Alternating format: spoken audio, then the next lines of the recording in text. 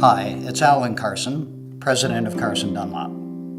In this video, we will look at how we perform inspections and write reports. We'll go through the process, including discussions with clients and all the steps of the inspection. Let's get started.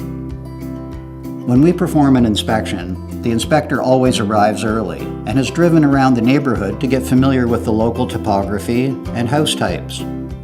Our inspector knows the client's names and the real estate agent's names, so the introduction goes smoothly.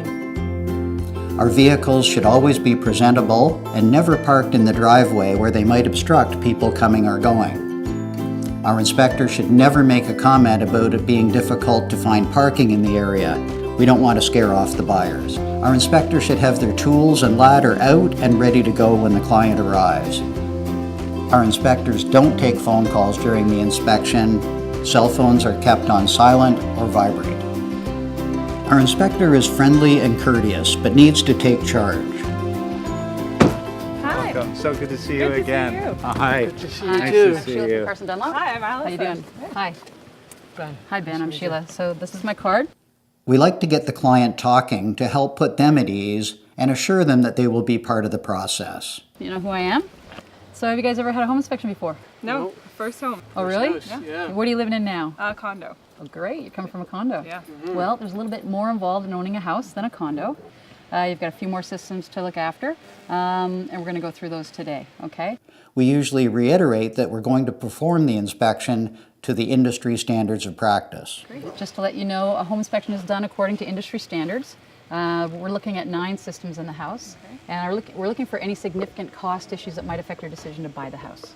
Okay? Great. So to us, a significant cost is anything that's $1,000 or more to be incurred within the first year, because obviously at some point you're going to spend some money on the house. Yes. We call that welcome to home ownership.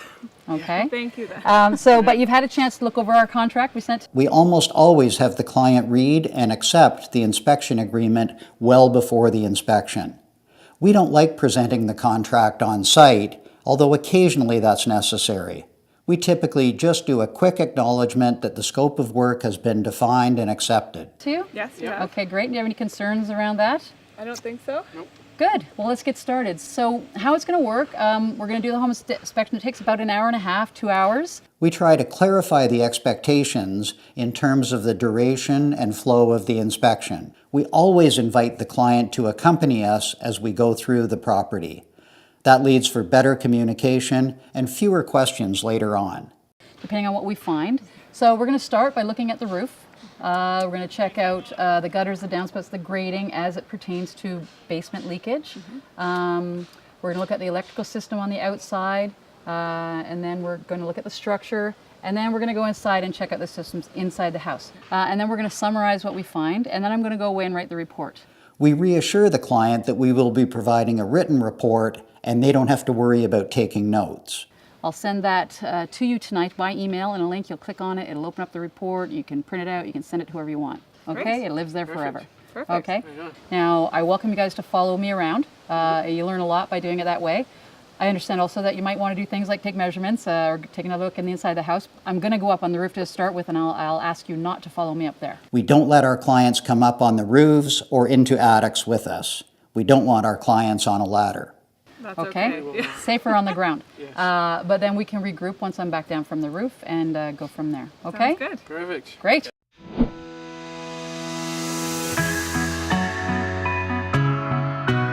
We prefer to get up on every roof, although that's not always possible. We're looking at the number of layers of roofing, the material and type, drip edges, underlayment, eave protection, etc. We're also looking at all the other things that we can see on the roof, including chimneys, vents, plumbing stacks, the electrical mast, and so on. We always try to figure out what we're going to say before we come down off the roof. If the news is really bad, we sometimes wait until we've done the exterior before summarizing for the client, so that we can mix the good news in with the bad. We don't want the client overreacting right out of the gate at the beginning of the inspection.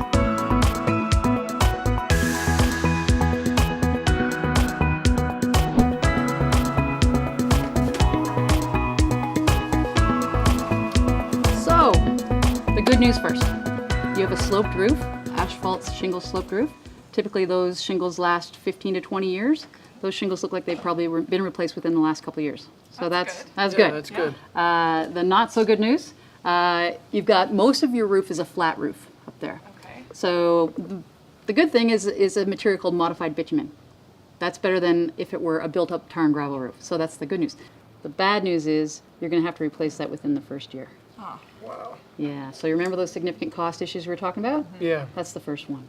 Okay. So that's the roof done. Now, if you guys want to follow me through the rest of the inspection, we'll start across the street, taking a big look at the front of the house. all right. Okay? Let's do it. So we're going to cross the street now and get a look at the house from a macro perspective. We typically spend quite a bit of time on the outside of the home. If you look at a house up close, it's easy to miss a leaning wall or something that's out of plumb. That's why it's important to step back and have that macro look from across the street or out in the backyard. What we're looking for here are any instances where the house might be leaning, where the columns are out of plumb, anything that's obvious from this perspective. Great. Okay, so from here there's a lot of things you can see about the house. We can look at the gutters, the downspouts, and the grading as they pertain to basement leakage. There are many clues on the outside of the building as to what you will find inside. Water is the #1 enemy of homes, so we're always paying attention to grading, gutters, and downspouts. You can see the gutters are sloping toward the downspouts, and the downspouts are discharging above the ground and at least 6 feet away from the house. So that's all good. Hopefully that means there's not a lot of water coming in the basement. What else we can see? We can see that the columns holding up the porch roof are nice and plumb. We can see that the house isn't leaning one way or the other, so structurally it looks sound from here. We can see where the electrical system enters the house, so we'll know where to look for the panel when we get to the basement. So generally, on the outside of the house, your house looks in pretty good shape. Good. Okay? Good. So let's go take a closer look. Okay. All right. Okay, so now we're looking at the exterior system of your house. And first off, I see a few safety issues, one of which is this is a pretty shaky rail going up. I go up the steps and we can see that you've got an inconsistent step here. The height should be maintain consistency, so this would be a trip hazard right away. Okay. Okay, so probably should replace these front stairs. We're going to take a closer look at our column while we're here, making sure that the mortar and the masonry is in good shape and that it does look plumb from here, and it does, so that's a good thing. Okay, we're going to go further up onto the porch, and we're going to check this rail here.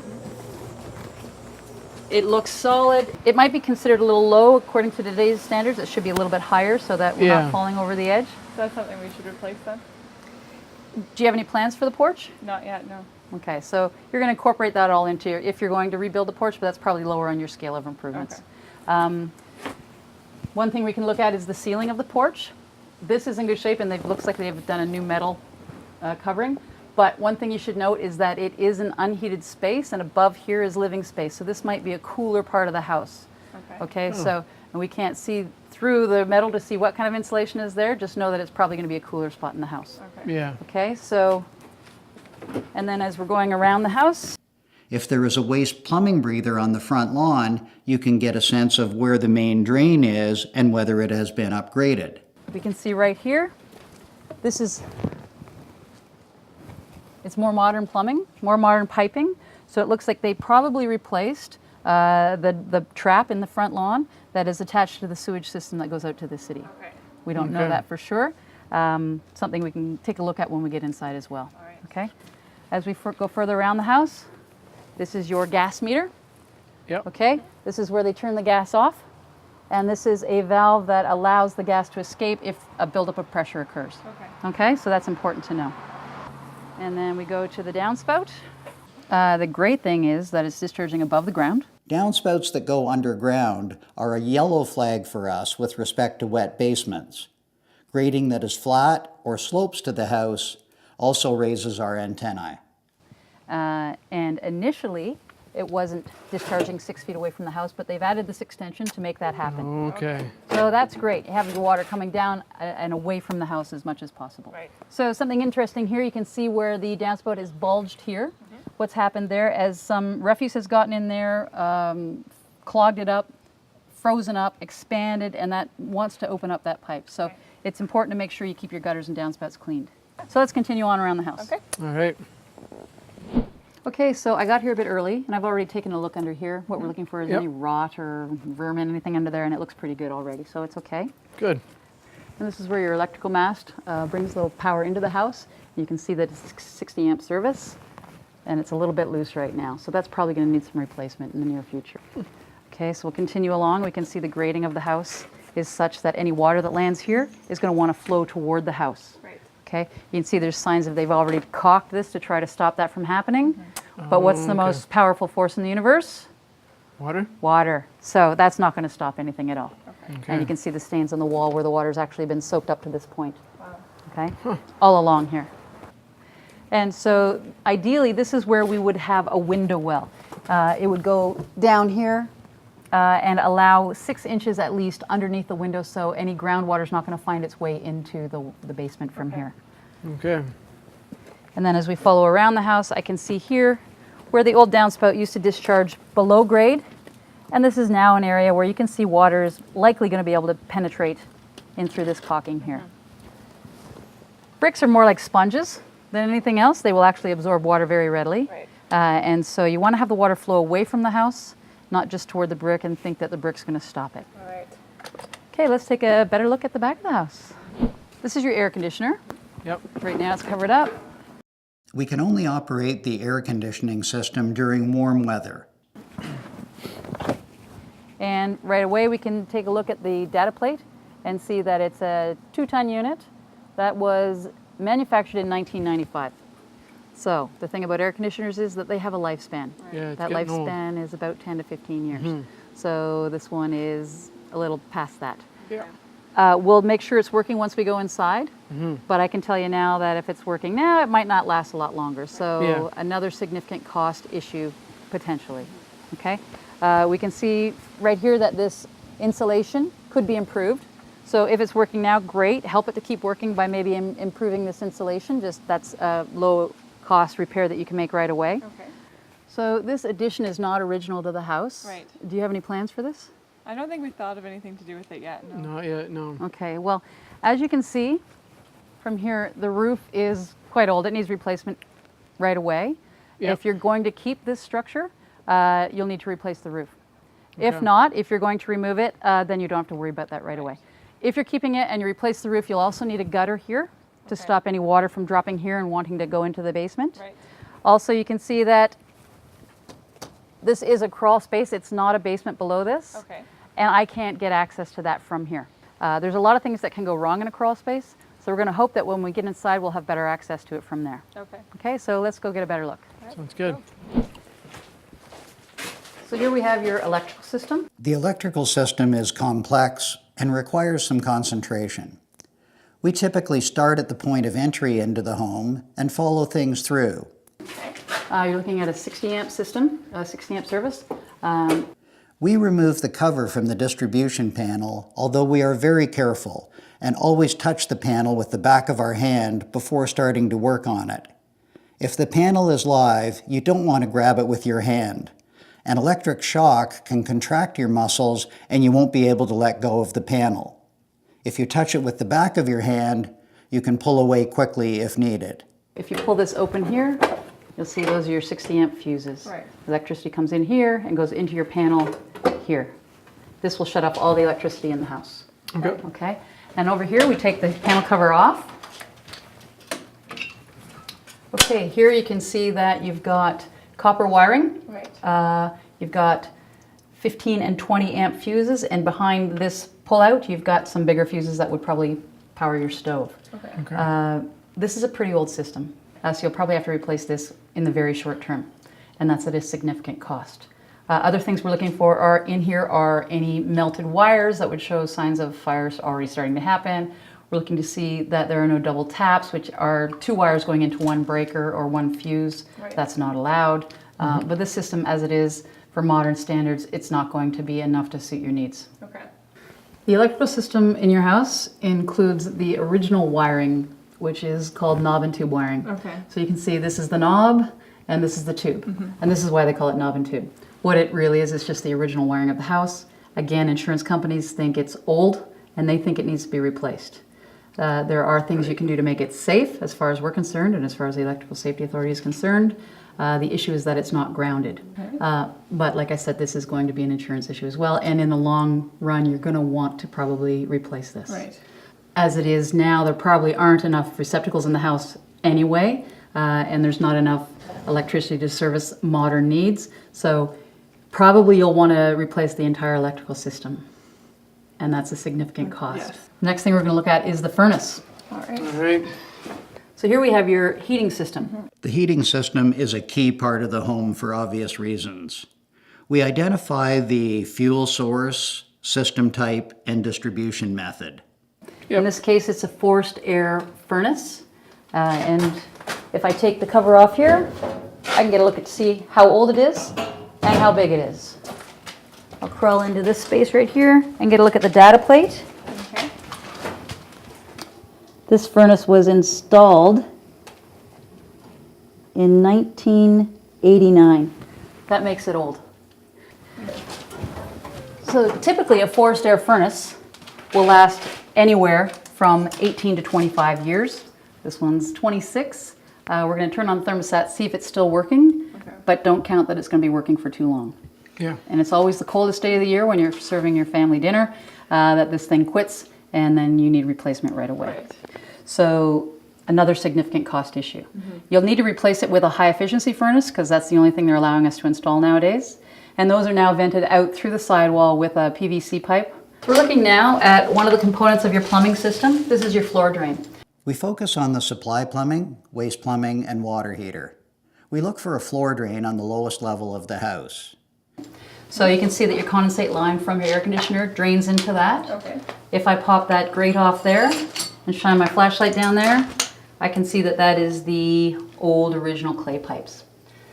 So I do see some water in there. That's good. That means the trap is not leaking. That's stopping any sewer gases from coming back into the house. That's a good thing. But what you can probably expect is that there may be tree roots growing into there. At some point that clay pipe is probably deteriorating. So it's in your best interest to have a video scan performed on here to make sure that there are no problems with this. And again, typically there are. So you may be looking at a cost of replacing the sewer lines of your house. Okay. So here we have another component of your plumbing system. We're going to talk about that in a minute. How are you guys feeling so far? Well, we knew that it needed a lot of work, but do you have any good news for us soon? Well, here's the good news. This is a great house, built when houses were built well. Right. So it's got great bones. Structurally, the foundation is strong. We didn't see any cracks or any leaning on the outside, remember? Houses are meant really to live a long time. It's the systems within the houses that age. So really, once you replace these systems that I've talked about, you're going to have a new house. And everything will be okay then. Everything's going to be Good. good. Okay, you all right? Good. Okay, so let's take a look at this plumbing system.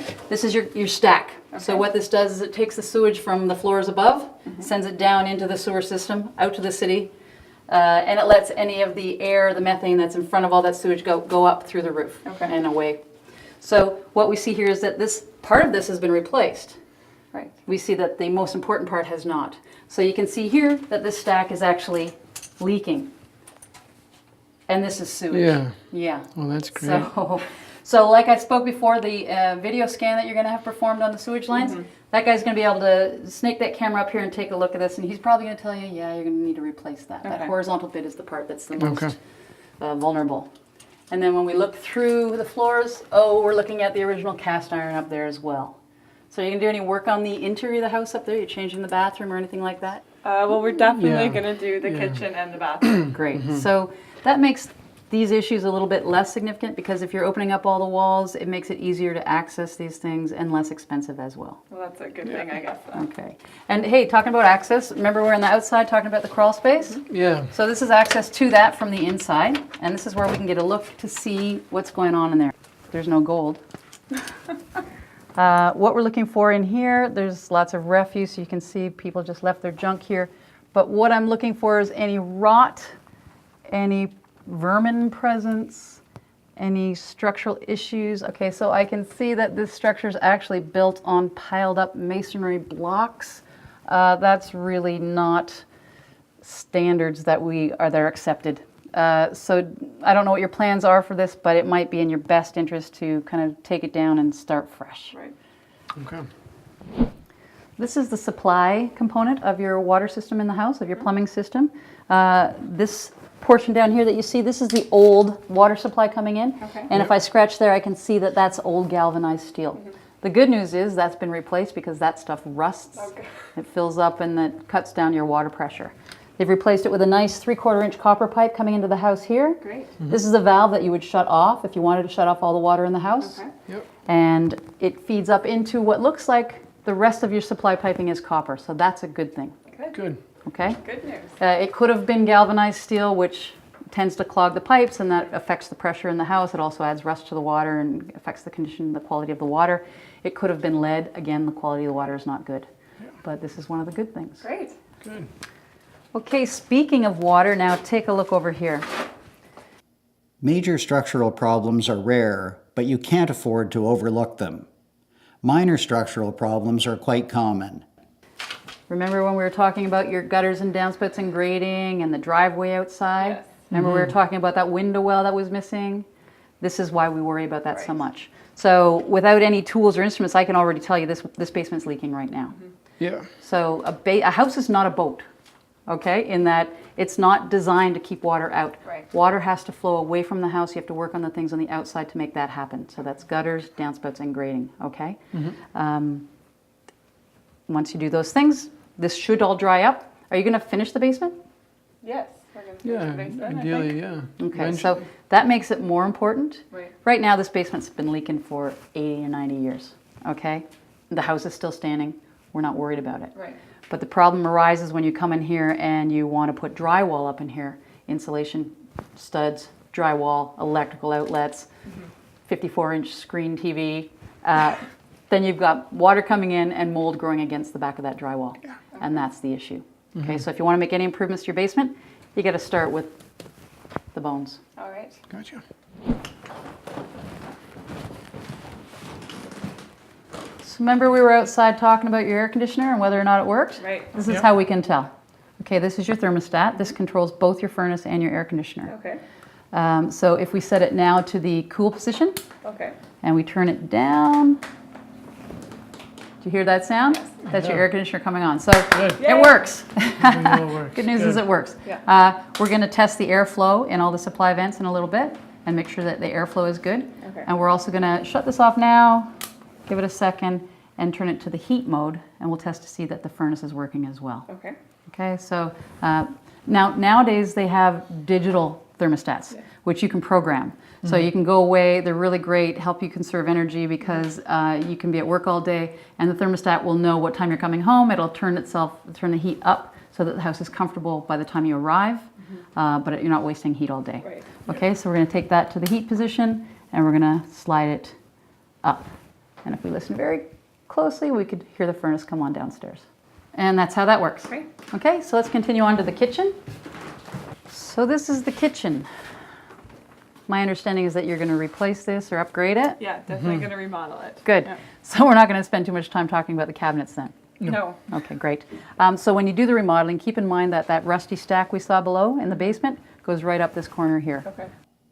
We always know where we are in the house, what's below us and what's above, so that we understand what's going on in the building itself. Okay, so you're going to need to keep your plumbing stuff around here. Right now though, we're going to check the pressure in the house. So remember that 3/4 inch copper supply pipe we saw coming in? Yep. And I said you probably have pretty good pressure? There it is. Right. That's pretty good.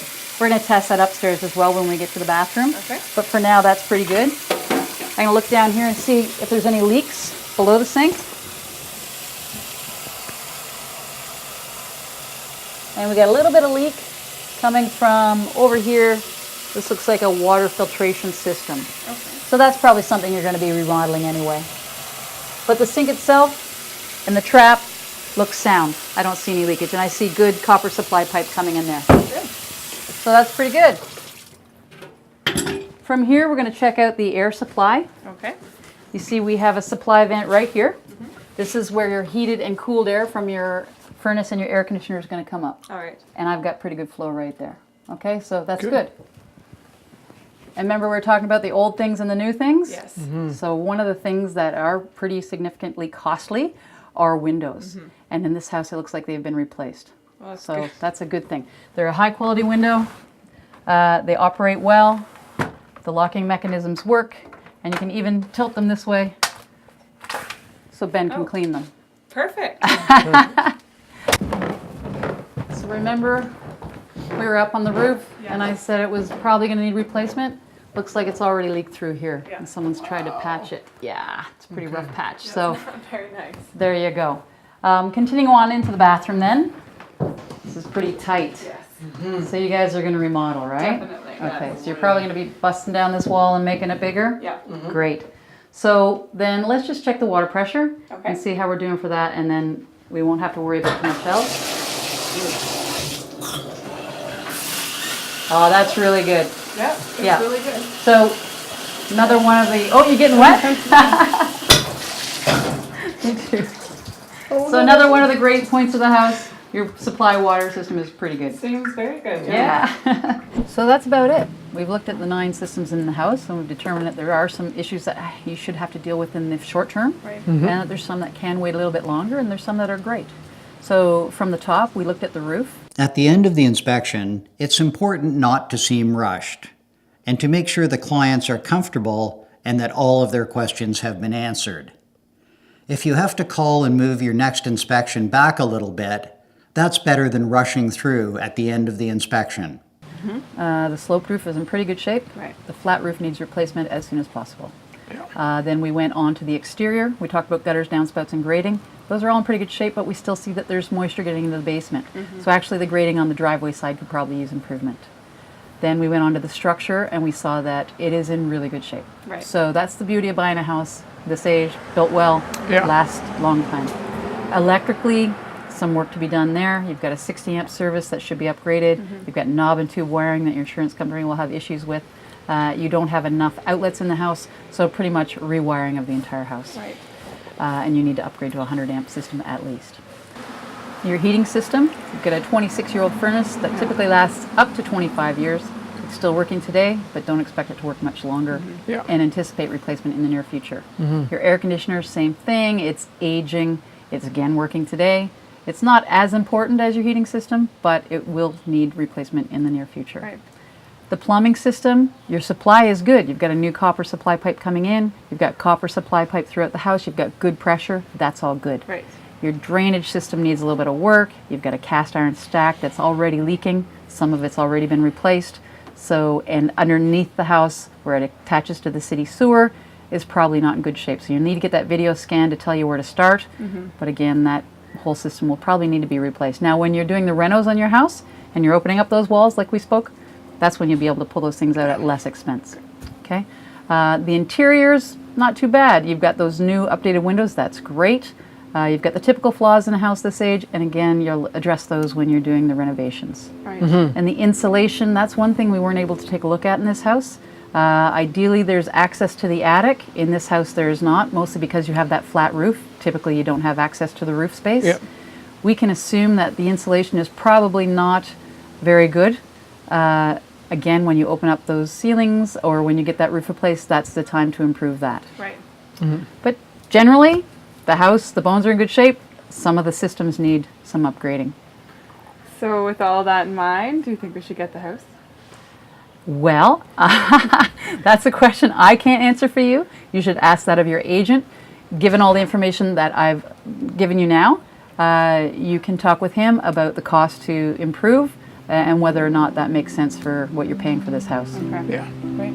Okay, so the fun part's over. Now I'm going to go away and do the real work, and that's writing the report. Okay. So I'm going to send that to you by this evening. It'll come in a form of a link that's attached to an email. You'll click on that. It'll open up the report. You'll be able to scroll through it, read it. You'll be able to send it off to whoever you like. You'll be able to print it out, and you'll keep it on your internet forever. Perfect. Okay? So do you have any questions before I leave? I think I'm all good. Do you have any? I am good too. Okay, great. Well, just so you know, for as long as you own the house, you belong to the Carson Dunlop Homeowners Association. So you can feel free to give us a call for any information or questions that you have at any time. Thank you so Perfect. much, Sheila. Thank you. Good luck with the pledge. you. Thank you. Let us walk you out. Okay, great. Thanks. Great. You should make sure you have left everything as you found it. Thank the clients and the real estate agent. If the people living in the home are there, we always thank them for their patience with us as well. We leave our Dear Homeowner letter explaining what we were doing and inviting them to call us if they have any questions or concerns. This is really a marketing piece as well, since people moving out of a house are often buying another one, and we hope they are impressed with our inspection. Thanks for watching. We hope this has given you some insight into the flow of a home inspection. Again, our focus has been on the process rather than the inspection techniques. And of course, the actual inspection takes much longer than the half hour we've spent here. Thanks again. I'm Alan Carson.